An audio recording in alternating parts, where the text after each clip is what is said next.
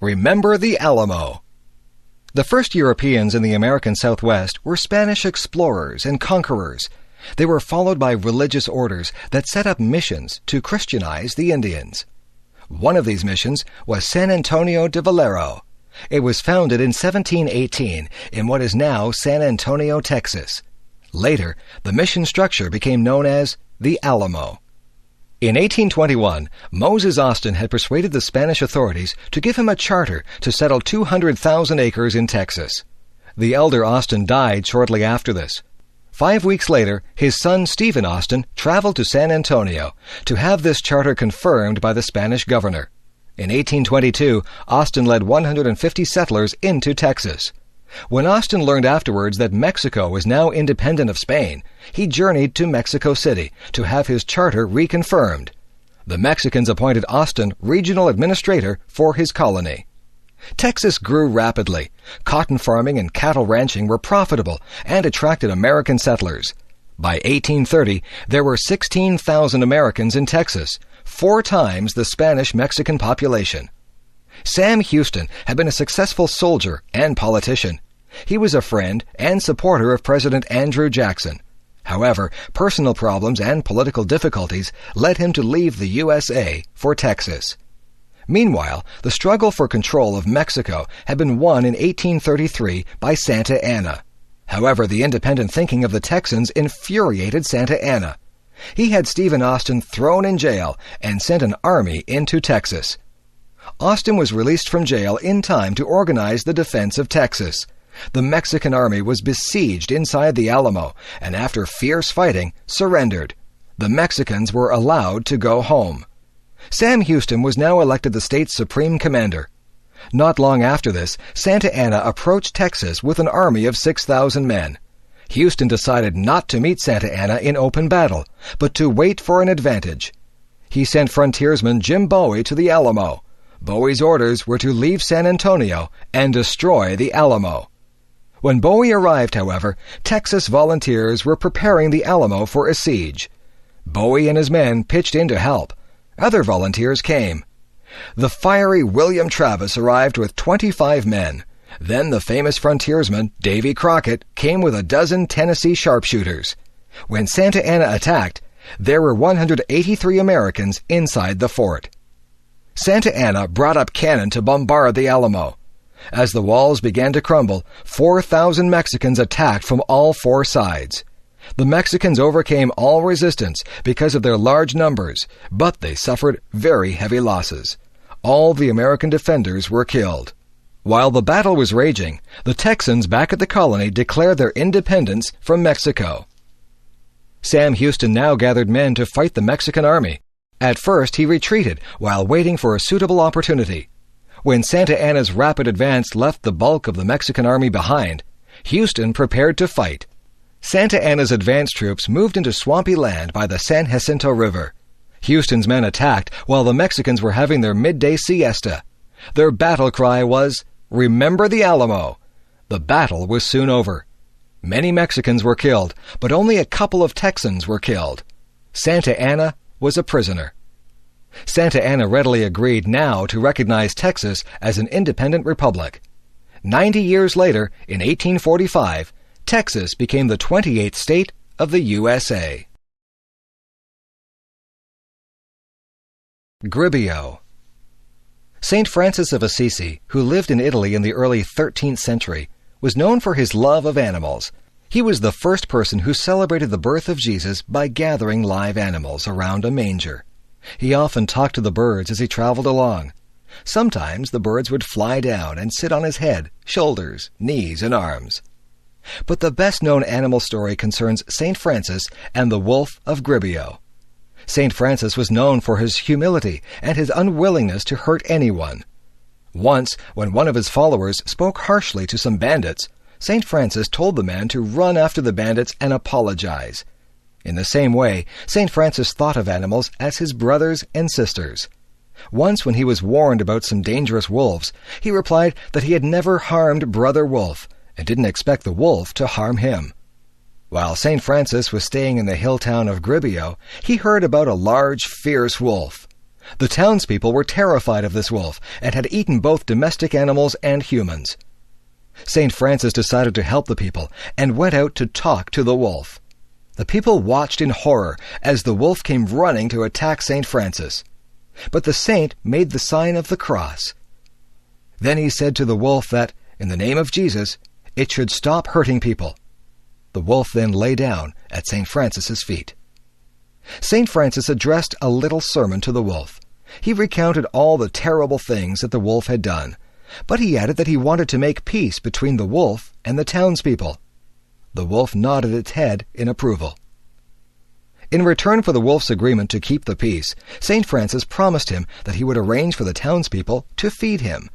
When he asked the wolf never again to harm any person or animal, the wolf nodded again.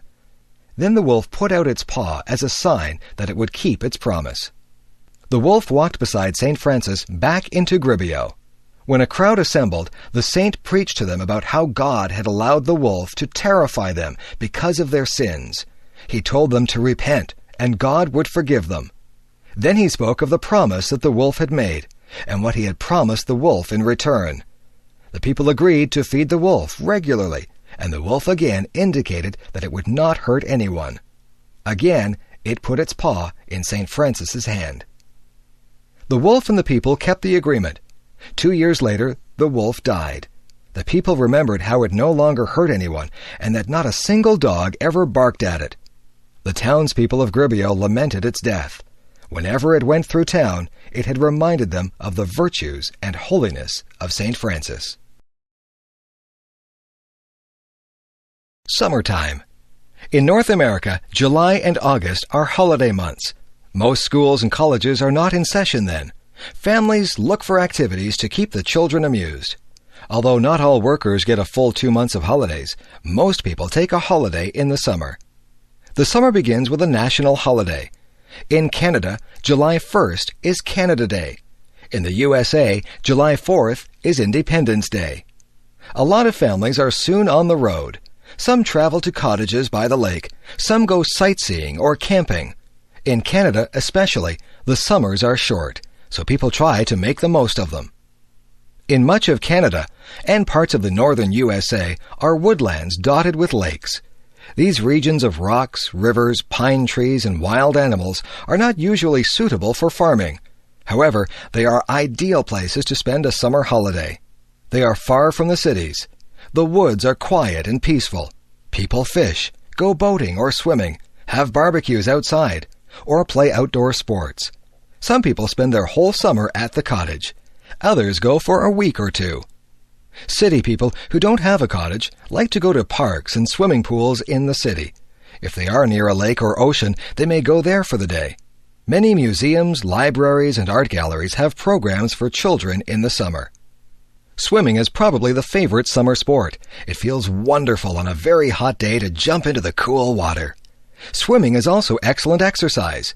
Besides swimming, baseball and football are also popular in the summer. Spending an afternoon or evening at a baseball game is a favorite summer pastime. Summer is also a favorite time to catch up on reading. Stories of adventures and love novels are favorite light reading. But summer is especially a time for traveling across the country. Some people have a camper or trailer that they can live in. Some stay in campgrounds and sleep in tents. Others stay at hotels or motels, while others rent cottages or cabins for a week or two. Most trips are by car. Many people visit national parks and other wildlife areas. Of course, trips along the ocean and the lakes are favorites. Along the Atlantic Ocean, the coasts of New England and Canada's maritime provinces are especially popular. On the Pacific coast, tourists travel from California all the way up to Alaska. Boat cruises along the shores of British Columbia and Alaska are especially popular. Of course, some people find it most relaxing just to stay at home. Others cannot afford to travel. If you have an air-conditioned house with a television, video player, CD player, and computer, then it can be very pleasant to stay at home. A lot of new movies are released at the theaters in the summer. Air-conditioned theaters with new movies and lots of pop and popcorn are favorite summer places. After 2 months of summer activities, most people are ready to go back to school and work, but they usually have lots of happy memories to take back with them. Video designed by English7levels.com. Telephone systems. When Alexander Graham Bell developed the telephone in the 1870s, it was fairly simple to use.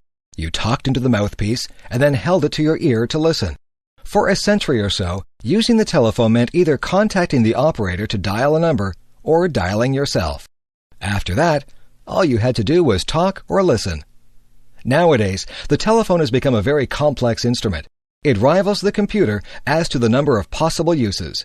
Answering machines have been around for several decades, but they are now being replaced by voicemail. Voicemail does away with the need for an answering machine. Messages are stored on the system.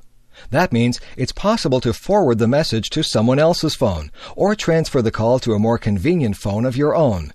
You can also use call pickup so that anyone on your group can answer another's phone. Conference calls have become very common. This is when one person phones first one person, then another, and keeps adding people to the telephone conversation. This can regularly be done with up to 6 people. It is very useful for business discussions where different people need to talk about the same thing. It also speeds up the process of consensus and allows everybody to be in on the decision or discussion. The modern phone has many more features. If you don't want the caller to know what is being said in your office, you can push the mute button.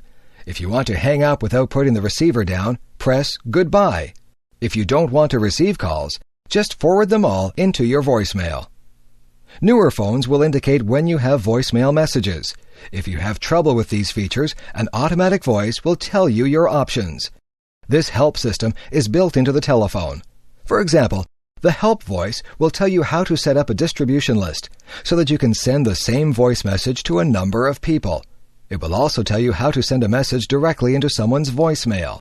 You can designate your message to go to the top of the recipient's voicemail list. You can also program it so that the recipient cannot forward it. Some systems have limits on how much space can be used for individual voicemail. There are a number of courtesies that voicemail users should follow. Your greeting on your voicemail should be simple. If you are unable to take calls for any reason, you might want to explain that in your recorded greeting. If you are on vacation, you might want to include that information in your greeting. Don't use voicemail as a way to avoid answering the telephone.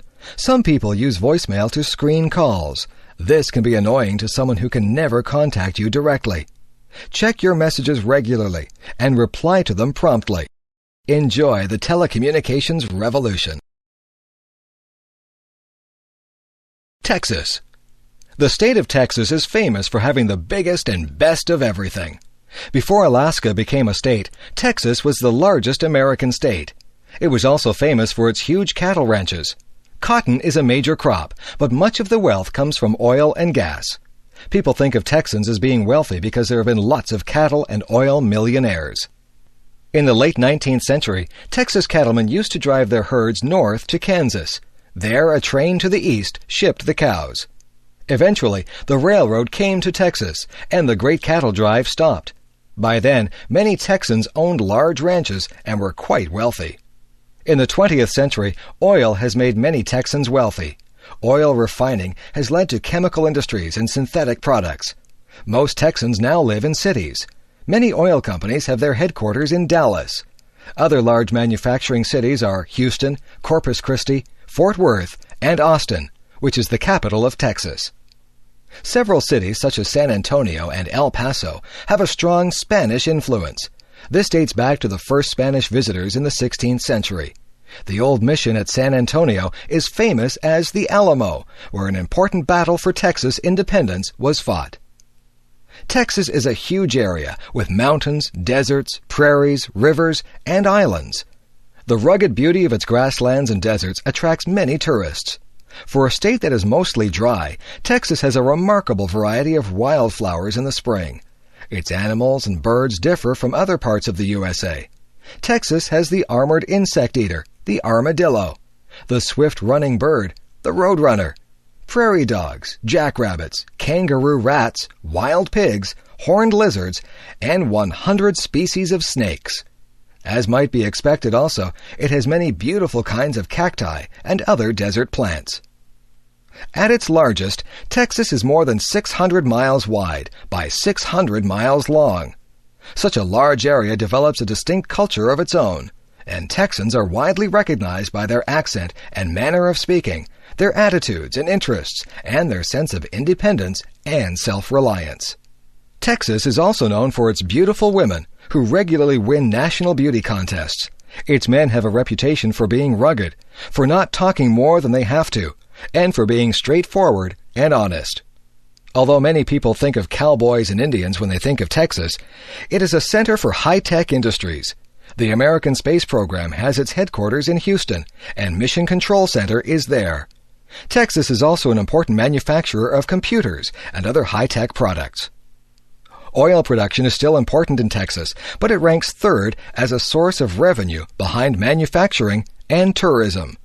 The colorful history of Texas and its wonderful scenery contribute to a thriving tourist industry.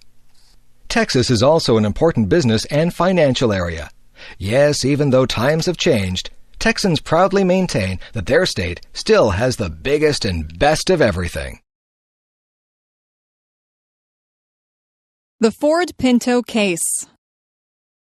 Businessmen often complain that their profits are negatively affected by government regulations.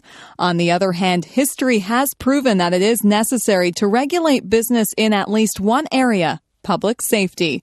There is ample evidence that consideration for the safety of the public is not always a priority in business decisions. Back in 1912, the Titanic smashed into an iceberg, killing hundreds of people. It was going too fast through a large collection of icebergs while attempting to set a speed record. Unfortunately, there were not enough lifeboats to accommodate the passengers. Usually when such a tragedy occurs, the company is not found guilty. Instead, safety regulations are enacted for future cases. In the future, ships were ordered to carry a sufficient supply of lifeboats. In 1978, the Ford Motor Company was indicted on the charge of homicide. This was the first time such a charge had been brought against an American corporation. It related to the deaths of 3 teenage girls who were burned up when their Ford Pinto was hit from behind. The prosecution charged that the Ford Company knowingly manufactured a dangerous car. Behind this story is the pressure on Ford to produce a small car to compete with imported vehicles. The Pinto was rushed into production in spite of warnings that the gas tank was in a dangerous position. It would have cost Ford an additional $11 per car to fix the problem. Ford decided not to. Later, Ford produced a cost-benefit analysis to justify their position, estimating that the faulty design would cause 180 additional deaths. Ford valued these at $200,000 per person.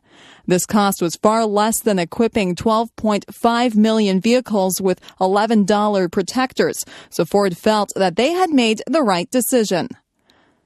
Ford executives were acquitted on the charge of homicide. Nonetheless, Ford had to pay out millions of dollars in out-of-court settlements. These were paid to families who had lost relatives in Pinto accidents. This case shows how far a company will go to protect its profits. For more than 8 years, Ford lobbied the government not to tighten safety standards on cars. As long as the Pinto was profitable, Ford did not want to change the design. Although Ford made a lot of money on the Pinto, their reputation was tarnished. The Ford Pinto case is one of many which point to the need for governments to set safety standards. No business wants to recall its products or leave them sitting idly in a warehouse or expend large sums of money for upgrading and repairs. No airplane company wants to have its planes in the hangar when they could be in the air making money for the corporation. As a result, commercial companies are seldom motivated to look closely at product or service safety. This is especially true today when the bottom line in business is seen as a justification for every decision. For this reason, governments have to oversee issues of public safety. Most businesses are too busy working on profits to have much time or concern for doing so. The Golden Man, El Dorado.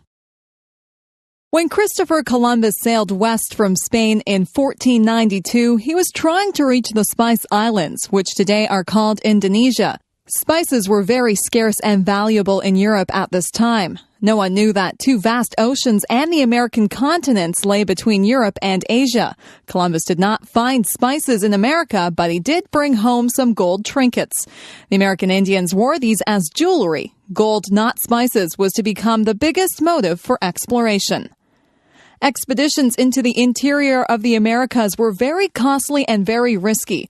Only by promising the authorities huge profits could sailors and soldiers raise money for their expeditions. They also needed to promise rich rewards in order to get followers and crews.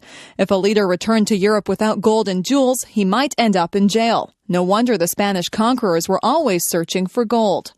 At first, the Spaniards stayed around the coasts of the Caribbean Sea, but stories of gold in the interior tempted them to explore inland. They asked the Indians where their gold jewelry came from. The Indians would point further inland. They said that a wealthy people lived in the high mountains that traded gold and emeralds for pearls, cotton, and shells. The Spanish emperor had given the rights to exploit present-day Venezuela and Colombia to his German bankers in 1528. So Germans Dalfinger, Fetherman, and Hohermuth led a series of expeditions into the jungles, grasslands, and mountains. Meanwhile, Spanish conquerors had found immense riches in gold and silver. Hernando Cortez had captured the kingdom of the Aztecs in Mexico in 1519. He had sent immense treasures to Europe. Soon after this, Francisco Pizarro began to explore the west coast of South America. In 1531, Pizarro invaded Peru and destroyed the kingdom of the Incas. Pizarro melted down the gold and silver treasures of the Incas and sent gold and silver bricks back to Spain. The rush to find more gold became very heated. Rumors came down from the mountains of Colombia about a golden man, El Hombre Dorado. There were stories about a king so rich that he wore gold dust instead of a coat. Colombia was the kingdom of the Chibchas. They were a trading people who traded salt and emeralds for gold, cotton, pearls, and shells. The actual gold did not come from their kingdom. It was found in the mountain rivers and brought to the Chibchas for refining and metalwork. Several armies converged on Chibcha territory. The first to arrive was the Spaniard Quesada, coming up the Magdalena River from the Caribbean. He found the chief cities of the Chibchas and seized their gold and emeralds. Shortly afterwards, one of Pizarro's captains arrived from Peru and Ecuador. Then the German Fetherman arrived from Venezuela. Quesada gave the latecomers some gold and jewels to ease their disappointment. Quesada's men also found out about the Golden Man. High in the mountains was a lake created by a meteorite. The Indians believed that the golden god from the sky now lived at the bottom of the lake. When a new leader of the tribe was elected, he was covered in grease, and fine gold dust was blown over his body so that he appeared to be made of gold. He was taken out to the middle of the lake on a raft. He would jump into the lake and stay in the water till the gold dust was washed off. It was considered an offering to the god. Gold ornaments were also tossed in the lake. Then the king and his followers would return to the shore. The ceremony was stopped several generations before the Europeans arrived. Many people were unwilling to believe that this was the whole story. They began to search for a golden city hidden in the jungle. Many explorers perished in this search. In their search for gold, the Spanish conquerors destroyed the great Indian civilizations of America. Towns and villages had been ruined, thousands of people killed, and wonderful pieces of art melted down. Some Indians believed that gold must be a food that Europeans desperately needed to stay alive. In many cases, the Europeans destroyed the trading and social systems that had produced their wealth. When we think about the great achievements of a few conquerors and explorers, we're also sad about how much death and damage they caused. The Grand Canyon. The Grand Canyon is one of the most spectacular sights in nature. It is found in one section of the valley of the Colorado River. The river begins its course high in the Rocky Mountains of the state of Colorado. The river travels a total of 1,400 miles through Colorado, Utah, and Arizona, and into the Gulf of California. It forms part of Arizona's border with Nevada and California. The Colorado River is a very swift and muddy river. It carries dirt and rocks down from the mountains. The story is told of an old fur trader who was attacked by Indians high up the river. His only escape was down the Colorado River in a small boat. It was a terrifying trip through rapids and around rocks at top speed. The fur trader was found some days later in very rough shape hundreds of miles down the river. No one would believe that he had come so far so fast. The Grand Canyon stretches for about 250 miles in the state of Arizona. The canyon was carved out by the flow of the river itself. In places, the canyon is more than a mile deep. It stretches from 4 to 18 miles wide at the top. The canyon valley contains worn rocks that rise up like a mountain range. The canyon has been worn down through many layers of rock. The river has cut its way down through layers of sandstone, limestone, and shaped to the granite bedrock. The different layers are of different colors, and the rocks appear very beautiful, especially at sunrise and sunset. Because the canyon is so deep, the climate changes as you go down into the valley. At the top, the climate is typical of a mountain area with evergreen trees. Next, you have typical forest trees. Third, there are plants like cacti that grow in warm deserts. Finally, there are subtropical plants at the valley bottom. Tourists can ride down the narrow trails to the bottom of the valley on mules. On one side is the rock wall of the canyon, and on the other side is a steep drop down to the bottom.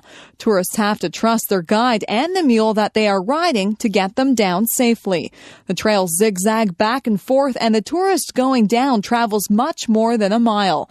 Some 1,000 square miles of the area became the Grand Canyon National Park in 1919. Because the Colorado River is very swift and runs through dry country, several dams have been built along it. These are designed to harness its power, save its water, and provide recreational opportunities. The best-known dam is Hoover Dam, formerly Boulder Dam, on the Arizona-Nevada border. This impressive structure is 727 feet high and 1,282 feet long. Elevators are used to carry workers up and down inside the dam. The water, which is backed up by the Hoover Dam, forms Lake Mead.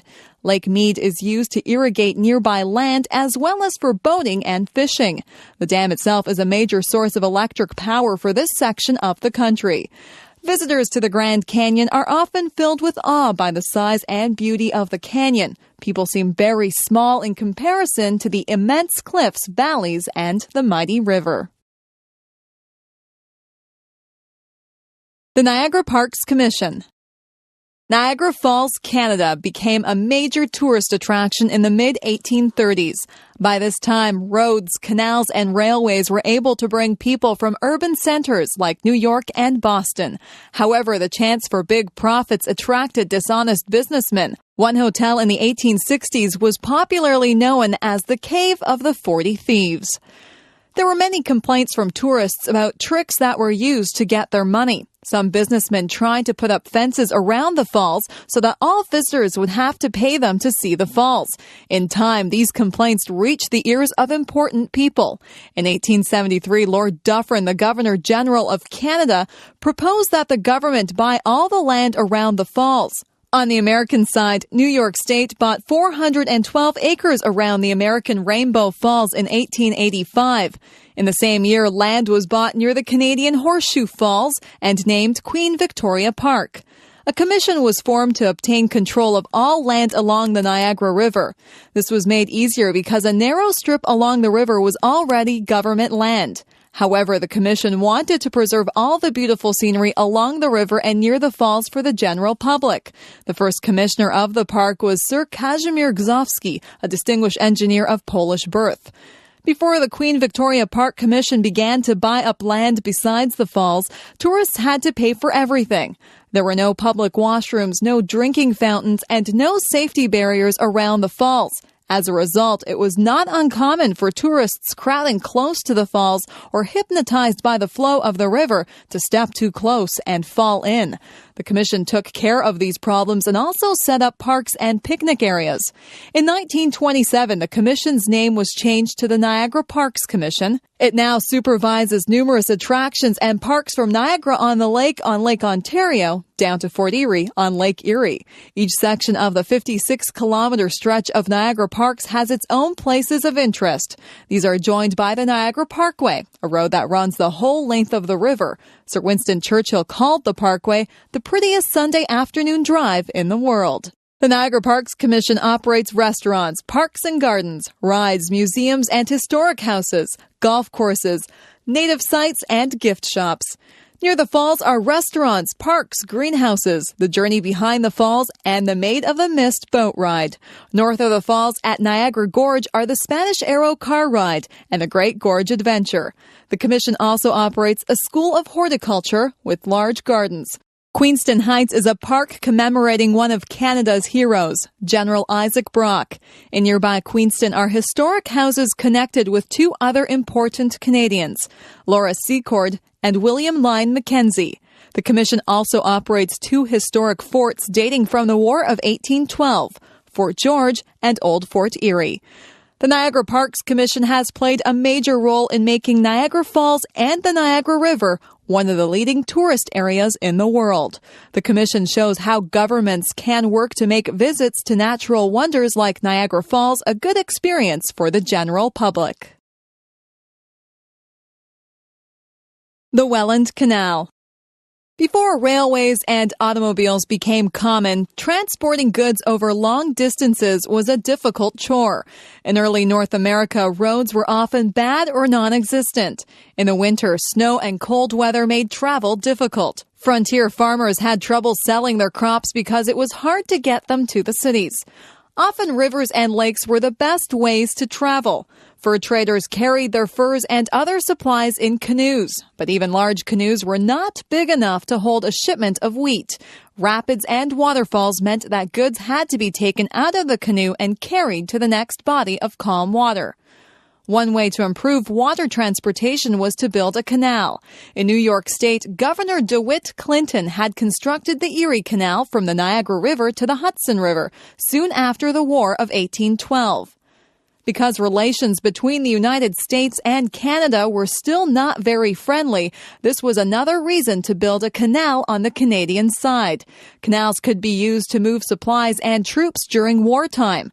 Sometimes the British government would forbid Canadian farmers to sell food to the USA. Without a canal to move their farm produce, crops were sometimes left to rot. A St. Catharines, Ontario merchant named William Hamilton Merritt thought about all these things in the 1820s. He also thought that flour mills needed a more reliable source of water to operate. St. Catharines is on 12 Mile Creek below the Niagara Escarpment. This creek runs towards Lake Ontario. It rises above the escarpment, which stands from 150 to 300 feet high, then runs towards Lake Ontario. If Merritt could join the 12 Mile Creek to one of the rivers, which ran to Lake Erie, the canal would provide transportation and water power. The problem was to find a way to move boats up the escarpment. From 1824 to 1829, Merritt and his friends hired laborers to dig away tons of dirt and rock. Nearly all the work was done with shovels, pickaxes, horses, and wagons. In places, the ground was soft and landslides occurred. In other places, the men had to dig through solid granite rock. Merritt's main problem, however, was raising the money to pay for the construction. After sinking all the money that he, his family, and friends had into the canal, more was needed. Merritt went to Toronto, New York, and finally London, England, to get the financial support he needed. The problem of getting the boats to climb the escarpment was solved by a series of 35 wooden locks. These carried a ship 327 feet upwards. The ship would enter a lock with a small amount of water. More water would come into the lock, lifting the boat another 10 or 15 feet. Then the ship would move into the next lock and be lifted up again. Boats going in the opposite direction were lowered instead of lifted. The Welland Canal has been rebuilt 3 times since the first canal opened in 1829. Now large seagoing and lake vessels cross the Niagara Peninsula from Lake Ontario to Lake Erie. They carry grain, coal, iron ore, oil, and many other bulk products. The Welland Canal remains one of the most important commercial waterways in the world. Video designed by English7levels.com. Walmart stores. Walmart is now the world's largest retail organization. Walmart employs around 1.2 million people worldwide. In 2000, Walmart had sales of more than $191 billion with profits of $6.3 billion. Profits increased 16% from the previous year. People have come to expect that Walmart's profits will increase substantially every year. Each year, more stores are opened, and Walmart expands into new countries. Walmart also enters new areas of business nearly every year. Few people know that Walmart is also a major real estate company. Sam Walton opened his Walton's Five and Dime in Bentonville, Arkansas in 1950. 12 years later, he opened the first Walmart in Bentonville. His business philosophy was simple: good prices, great selection, and a friendly greeting. Walton was known for the 10-foot attitude. This means that any employee should greet any customer who is within 10 feet of them. He emphasized that it is important to speak to people before they speak to you. Walton also believed that good deals from suppliers should be passed along to customers. The combination of low prices and friendly service is basic to Walmart's success. That one store in Bentonville has become 4,203 stores in the USA, plus another 1,000 outside the United States. Walton died in 1992, but his business philosophy continues to be preached at Walmart's.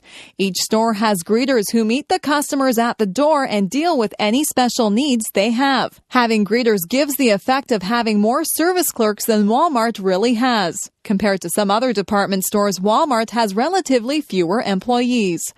Walmart also has the Walmart Foundation, which sponsors numerous good causes.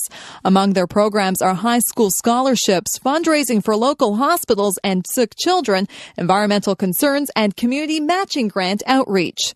So, what's not to like about Walmart? The main complaint is that their business style is extremely aggressive.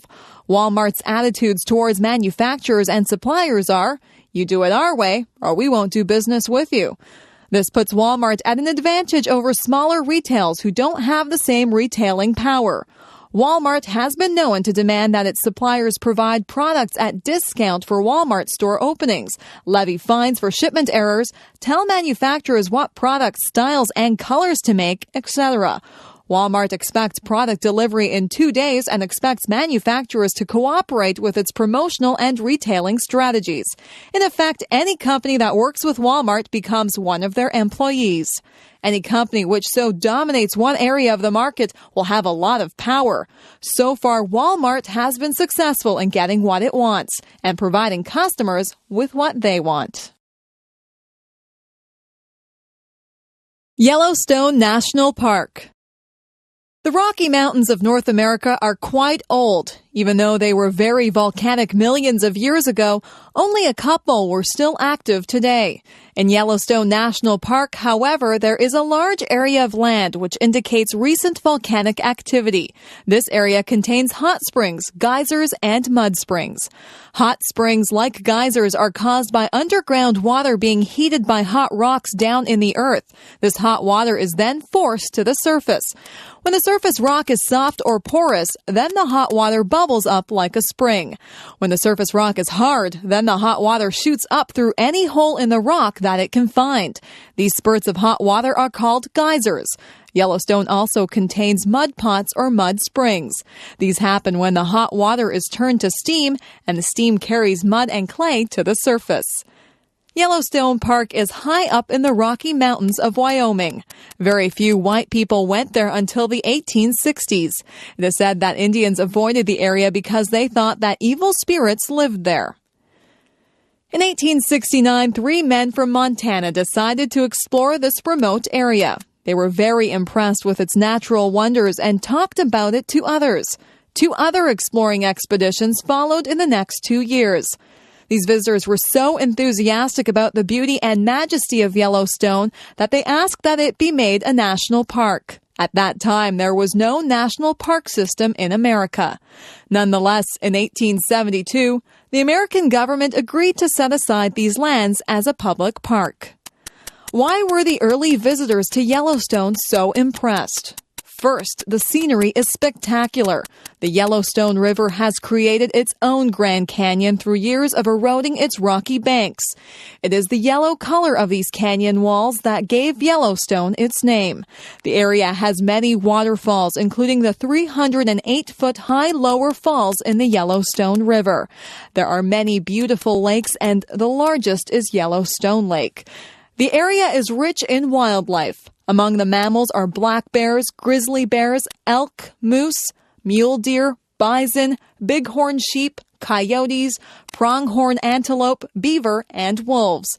Birds, especially waterfowl, are common all year.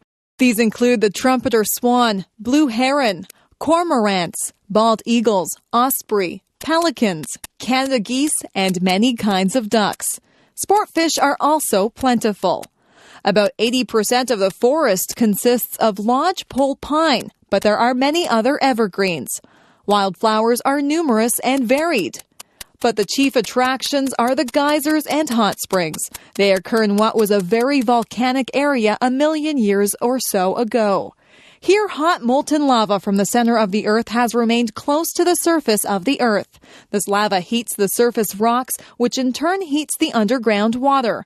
The heated water shoots up to the surface as geysers or bubbles up as hot springs. The most famous geyser is Old Faithful, which shoots its plume of water 150 feet into the air every 65 minutes or so. The eruption lasts up to 5 minutes. There are 200 geysers in Yellowstone Park, and about 50 of them are spectacular. Some shoot their spray over 200 feet high. Visitors from all over the world are delighted that this region has been preserved as a national park. Student newspapers. In North America, most colleges and universities, as well as many high schools, have a student newspaper. These newspapers focus on happenings at the school. They inform the student population about activities on campus and often include world news, which is relevant to student interests. In addition, there are opinion pieces by the student editors, which reflect their views on the school and the world. Sometimes these editorials oppose the way that the school is being run. Occasionally, school officials will try to shut down or censor student papers if they find their writing embarrassing or offensive. But usually these disagreements are resolved by discussion. At some colleges, the student newspaper is connected to a professional program in journalism. But most of the time, the idea behind the paper is to get students to research the facts, debate the issues, and learn how to get their opinions expressed. If these students go on to become professional journalists, that is fine, but it is not really expected. You might wonder whether enough things happen at a college to fill out a weekly paper. Yes, indeed. Schools and universities reflect the real world. There are often problems with the budget and cuts to programs. New buildings go up or are torn down. Policies change, tuition goes up. Classrooms become crowded and personnel come and go. University morale and funding often reflect government policies and social attitudes. These tie the college to the larger world. Editorials often comment on how national and world events affect the university. At the same time, there are many things going on within the university.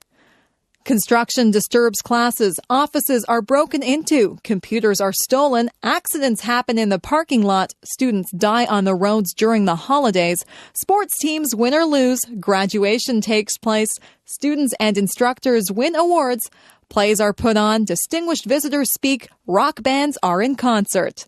Then there is always the question of student rights and responsibilities. What kinds of student behavior are unacceptable? Should the university pay attention to student activities off campus? Committees meet with student representation to set guidelines for these matters. Another issue is who sets the agenda for the university. Corporate sponsors today are buying exclusive rights to distribute their products on campus. Governments are expecting universities to follow official policies in order to receive funding. Social groups are demanding that university policies reflect their special interests. So there is no shortage of topics for student journalists to address. Of course, they also write about everything that young people are interested in: music, movies, computers, sports, travel, and pop culture. Student newspapers are an important training group for democracy. They are also very interesting to read.